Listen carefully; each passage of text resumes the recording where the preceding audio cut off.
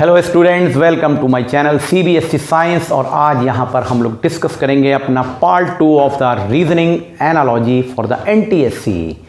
देखिए NTSC में जैसा कि मैंने बताया था, रीजनिंग बहुत इंपॉर्टेंट पार्ट है और आपने पिछले वीडियो में एनालॉजी क्या होती है इसको समझा। और अब हम लोग उस कॉन्सेप्ट को समझने के बाद एनालॉजी से रिलेटेड प्रॉब्लम्स शुरू करेंगे। तो ये पूरी वीडियो सीरीज़, अभी बहुत सारे वीडियो आएंगे जिसमें लॉट्स ऑफ प्रॉब्लम्स आपको मैं डिस्कस करूंगा और विद प्रॉपर रीज़न बताऊंगा कि कैसे आप इन क्वेश्चंस को अटेम्प्ट करें और क्या तरीका होता है, तो आपको पूरा पैटर्न समझ में आ जाएगा। तो आइए शुरू करते हैं इस वीडियो में।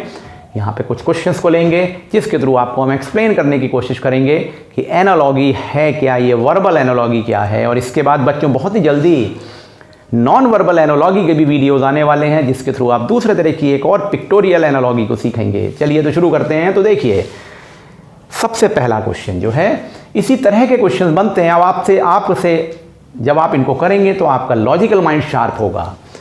क्वेश्चन लिखा हुआ है माउंटेन इज टू हिल, यानी माउंटेन इज रिलेटेड विद हिल। देखिए मैंने बोला था ना, रिलेशनशिप से होते हैं, सिमिलैरिटी से होते हैं क्वेश्चंस। तो माउंटेन का हिल से रिलेशन है। In the same way tree is related with, यानी कि mountain is to hill such that tree is related with. अब ऑप्शन देखिए, ऑप्शन के आधार पर तय करना होता है, अपनी मर्जी से कोई आंसर नहीं देना होता है। ऑप्शन है ground, leaf, forest and shrubs. सोच के देखिए, अगर माउंटेन और हिल का रिलेशन है, अब माउंटेन और हिल समझ रहे हैं ना आप, माउंटेन जानते हैं और हिल्स क्या होती हैं, ऊंचाइयों पे। तो ट्री का रिलेशन किससे होगा? ग्राउंड से होगा, लीफ से होगा, फॉरेस्ट से होगा या श्रब से होगा? सोचिए। तो आप ग्राउंड को तो हटा ही देंगे क्योंकि कहाँ पे, ट्री ग्राउंड पे होता है। तो क्या ये माउंटेन हिल पे इस तरह का रिलेशन बनाएंगे? कैसा रिलेशन बनाएंगे? या जंगल से बनाएंगे, या लीफ से बनाएंगे, या श्रब से बनाएंगे? देखिए हो गया ना कंफ्यूजन, क्योंकि सभी चीज़ें, देखिए ग्राउंड पे ही ट्री होता है, ट्री में ही लीव्स होती हैं, और फॉरेस्ट में ही ट्री होते हैं, और ट्री का रिलेशन श्रब से भी है। तो कौन सा इससे प्रॉपर को रिलेशन दे रहा है कि आपकी चारों ही रिलेटेड हैं ट्री से। लेकिन आप कैसे तय करेंगे कि कौन सा आंसर करेक्ट है? वो किस बात पर डिपेंड करेगा? यहां जो दिया हुआ है, तो देखिए दिया हुआ है माउंटेन एंड हिल्स। हिल क्या होती हैं? पहाड़ियां होती हैं, पर छोटी पहाड़ियों को हिल कहते हैं। अब माउंटेन बहुत ऊंची पहाड़ियों को, अब एवरेस्ट को माउंटेन कहते हैं। एवरेस्ट माउंटेन है, लेकिन छोटी सी हिल होगी, कोई छोटी सी हिल हो सकती है जहां पे आप पहाड़ी पे चढ़ गए। तो देखिए ये बहुत हाई है, ये उससे रिलेशन में छोटा है, जबकि दोनों ही ऊपर चढ़ने वाले एलिवेशन की चीजें हैं।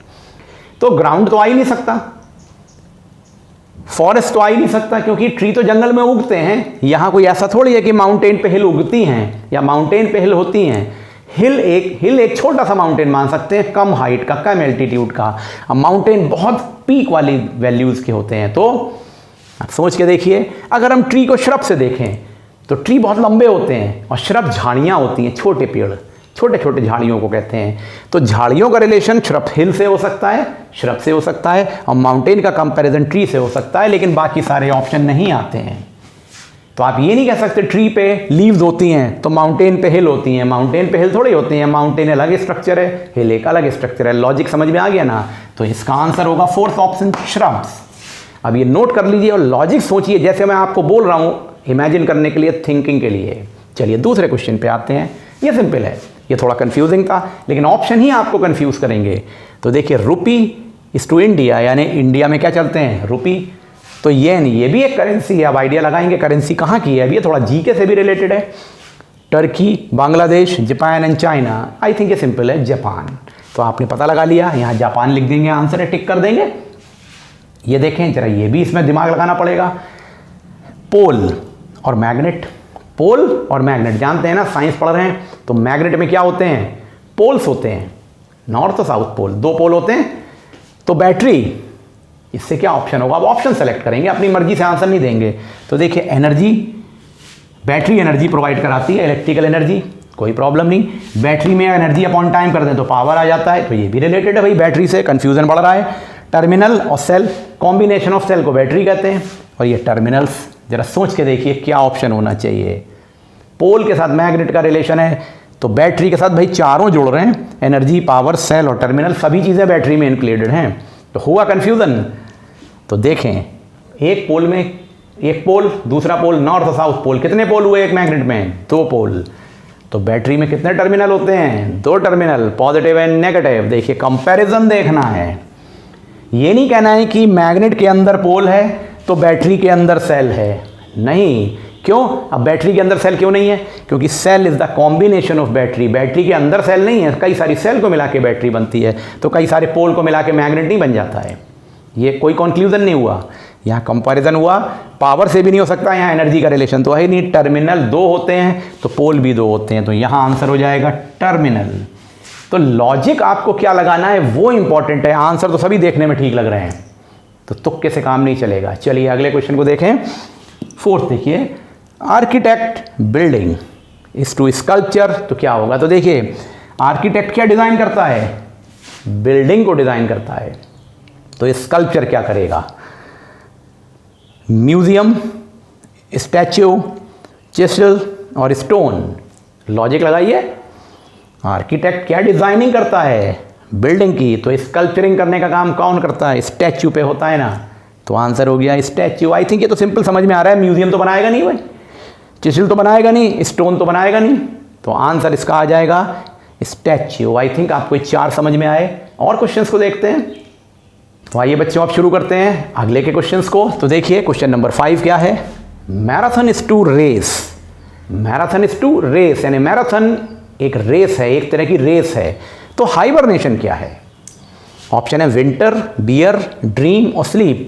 अब देखिए देखने में सब लग रहे हैं, क्योंकि हाइबरनेशन विंटर में होता है, हाइबरनेशन बियर करता है, और हाइबरनेशन का एक मतलब होता है सपना और एक होता है सो जाना।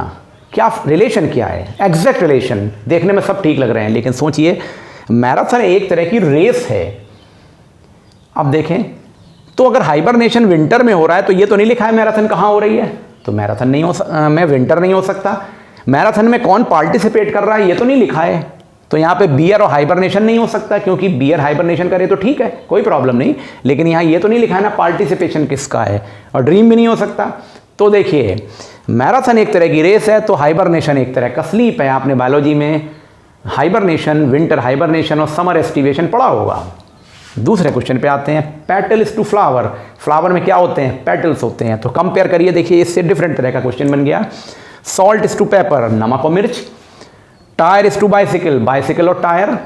बेस और बॉल, सैंडल एंड शू। जरा देखें, नमक और मिर्च 2 अलग अलग चीज़ें, बेस और बॉल 2 अलग अलग चीज़ें, सैंडल और शू 2 अलग अलग चीज़ें हैं, लेकिन टायर और बाइसिकल एक साथ हैं। बाइसिकल में क्या जुड़े होते हैं? टायर। इन द सेम वे जैसे कि फ्लावर में क्या जुड़े होते हैं? पेटल। तो आंसर क्या होगा? Tyre is to bicycle, answer 2। I think ये लॉजिक समझ में आ गया होगा। 7th आसान है। Kalidas is to Meghdoot. तो कौटिल्य क्या होगा? ये राइटर थे, तो कालिदास ने मेघदूत लिखी थी, तो कौटिल्य ने क्या लिखी है? ऑप्शन है रामायणा अर्थशास्त्र, कामायनी कादम्बरी अर्थशास्त्र। आंसर है, सिंपल है ये आंसर, ये तो थोड़ा जीके से रिलेटेड है। एर्थ आते हैं। Water is to ocean. Water कहाँ होता है? ओशन में होता है। तो सैंड कहाँ होगी? ऑप्शन देखिए, आइलैंड पे होगी, वेव्स में होगी, रिवर में होगी, डेजर्ट में होगी। आई थिंक डेजर्ट में होगी ना। बिल्कुल कंपैरिजन देखिए, डेजर्ट का ओशन से, तो वाटर का सैंड से। सिंपल कंपैरिजन बन रहा है। तो इस तरह से आपने ये 4 क्वेश्चन और देखे। आइए कुछ क्वेश्चंस को और देख लेते हैं। अगले क्वेश्चन को देखते हैं बच्चों। 9th question. Which pair has the same relation as between JL and WZ। देखिए अल्फ़ाबेट्स पे भी क्वेश्चन हो सकते हैं जिससे रिलेटेड मैंने आपको एक रीजनिंग का कोडिंग डिकोडिंग वीडियो पहले ही सिखा दिया है। अगर वो आपको आता है तो ये क्वेश्चन बहुत जल्दी कर लेंगे। तो देखिए आपको पेयर सेलेक्ट करना है जिसका इससे रिलेशन है। अब JL और WZ, जरा दिमाग लगाइए। अल्फ़ाबेट की नंबरिंग आप जानते हैं 1 से लेकर 26 तक होती है, ABCD से लेकर Z तक। तो वो लॉजिक लगाना है, तो नंबरिंग चेक करिए J और L। आप देखेंगे J और L के बीच में जरा गिनता शुरू करिए, ABCDEFGHIJKL, JKL। तो देखिए इन दोनों के बीच में 2 पोजीशंस का डिफरेंस आया ना, बीच में एक है JKL। और W के साथ देखें UVWXYZ, तो ये 3rd पोजीशन पे आया, यानी 2 गैप हैं, लेटर्स हैं। तो देखिए ये 2nd पोजीशन पे है इसके रिस्पेक्ट में, ये 3rd पोजीशन पे है इसके रिस्पेक्ट में। W के रिलेशन में Z 3rd पोजीशन पे आया, +3 लिख दिया है, और ये 2nd पोजीशन पे आया। अगर आप काउंटिंग करें तो आप बहुत आसानी से बना लेंगे। तो सिमिलर पेयर आपको सेलेक्ट करना है। तो तो देख लें ए बी तो हो ही नहीं सकता, आसपास होगा ए और बी, कोई गैप ही नहीं है। पी आर नहीं हो सकता, टी यू डब्ल्यू एक्स नहीं हो सकता, एक ही बचेगा ए सी, ए बी सी देखिए आ गया ना, आर और यू। तो आंसर हो गया आपके सामने फर्स्ट ऑप्शन। समझ में आ गया तरीका कैसे करना है? इसके लिए आपको कोडिंग डिकोडिंग का वीडियो जरूर देखना चाहिए। 10th क्वेश्चन पे आते हैं। अब देखिए थोड़ा लॉजिक बदल गया। Capital A C A capital C is to C A C K, then X G M F, capital और स्मॉल दोनों लिखे हुए उसी तरह से, इसका रिलेशन किससे होगा जरा सोच के देखिए। के सी ए सी, देखिए सी इधर आ गया, के इधर चला गया, सी इधर है, के इधर है, तो इसको रिवर्स कर दिया गया है। जरा इनमें देखिए रिवर्स कहां बन रहा है, एफ एम जी एक्स। अरे आंसर तो आ जाएगा आपका third option, F M G X. लीजिए आंसर आ गया। तरीका समझ गया कैसे किया? देखिए एक पॉसिबिलिटी आप और सीख गए इस क्वेश्चन को करके कि रिवर्स करके भी क्वेश्चन हो सकते हैं। इन क्वेश्चंस को करने का यही फायदा है, डिस्कशन का यही फायदा है। ये चीज आप बुक में लिखे हुए क्वेश्चन से नहीं कर पाएंगे, पढ़ के नहीं कर पाएंगे, ये समझना पड़ेगा। क्वेश्चन 11 में देखिए, rat is to tyre, R A T dot T A R, तो P I T is to क्या होगा? जरा यहां भी देखिए रिवर्स ऑर्डर लगाइए, तो कि आर ए टी तो टी ए आर, तो P I T means T I P. जरा ऑप्शन देखिए, B I T, C A T, T I P, T O P. लीजिए आंसर आ गया टी आई पी। समझ गए ना तरीका? एक और देखिए, सिंपल सा लग रहा है थोड़ा, bird is related with nest, तो रैबिट किससे रिलेटेड होगा? देखिए चिड़िया रहती है नेस्ट में, तो रैबिट कहाँ रहता है? जंगल में रहता है, जू में रहता है, बिल्कुल रहता है, केज में रहता है, बोरो में रहता है। भाई रैबिट को कहाँ रख सकते हैं? सब जगह रख सकते हैं। रख सकते हैं जंगल में, जू में, केज में, बोरो में। रहता कहाँ है? नेचुरली बना के। किससे रिलेटेड है ये? जब बर्ड जो है अपना नेस्ट खुद बनाती है, उसने जंगल क्रिएट नहीं किया रैबिट ने, जू क्रिएट नहीं किया, केज क्रिएट नहीं किया, लेकिन बोरो क्रिएट किया है, तो क्रिएशन से रिलेटेड हो गया। अब आप ये आर्गू करेंगे केज में भी तो रह सकता है रैबिट, बिल्कुल जंगल में भी तो रह सकता है रैबिट। भाई चिड़िया भी जंगल में रहती है, पर जंगल बनाती तो नहीं है ना। तो बर्ड का रिलेशन नेस्ट से होगा, फॉर्मेशन से रिलेटेड है। तो रैबिट क्या बनाता है? बोरो, और उसके अंदर रहता है। तो इन दिस वे बच्चों आपने इस वीडियो में 12 क्वेश्चन एनालॉजी के सीख लिए। वेट करिए, अगला वीडियो आएगा जिसमें फर्दर 12 और 15 क्वेश्चन होंगे। इस तरह से हम लोग 8-10 वीडियो में मोर देन 100 क्वेश्चन का एक कलेक्शन एनालॉजी का सीख लेंगे, जिसके थ्रू आपकी ये वर्बल एनालॉजी परफेक्ट हो जाएगी और दिमाग में वेरियस तरीके के आइडियाज़ आ जाएंगे। पर्पज़ इन क्वेश्चंस को कराने का है कि how to develop the idea to think, और साथ में फिर अगले वीडियो का वेट करिए। Thank you.